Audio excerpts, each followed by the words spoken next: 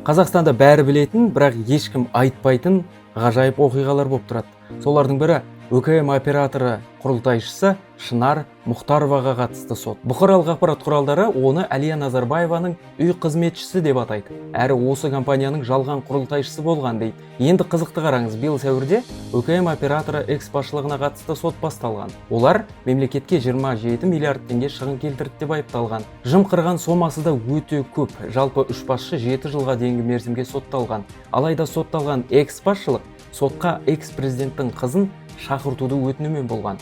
Себебі олар қылмыстық істегі компаниялардың бәрі Әлия Назарбаеваға тиесілі деп мәлімдеген. Бірақ сотта олардың сөзін тыңдайтын жан табылмаған сияқты.